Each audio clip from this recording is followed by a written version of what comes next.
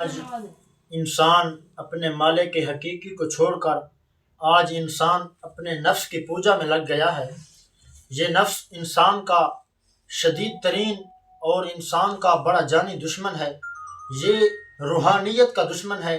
یہ روح کو کھا جاتا ہے، جس طرح دیمک لکڑی کو کھا جاتی ہے۔ اسی لیے مجدد وقت حضرت امام احمد رضا خان فاضل بریلوی رحمۃ اللہ علیہ نے فرمایا تھا کہ رضا نفس دشمن ہے دم میں نہ آنا، کہاں تم نے دیکھے ہیں چندر آنے والے۔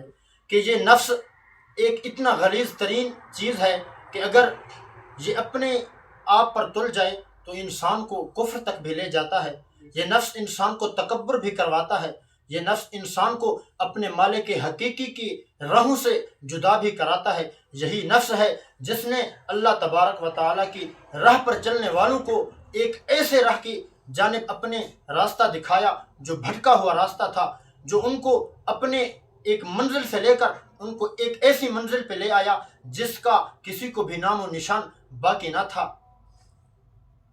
اس نفس کو مارنے کا طریقہ بھی ایک ہے۔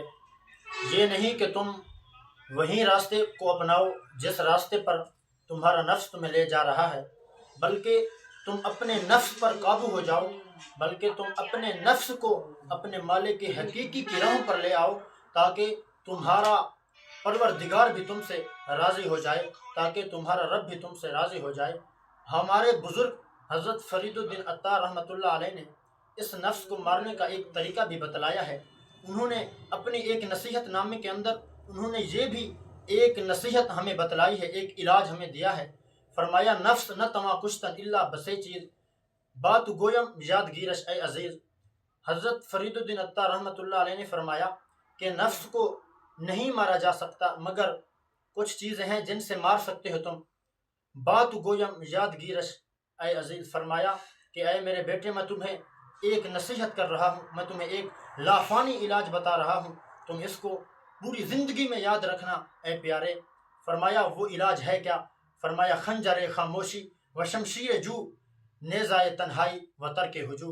فرمایا تو اپنے پاس خنجر خاموشی کا رکھ، تو چپ ہو جا، بس بات نہ کر، بس بات کر تو محمد کی بات کر، اگر تو بات کرتا ہے تو محمد مصطفیٰ کی بات کر، بس محمد مصطفیٰ کے رب ذوالجلال کی بات کر۔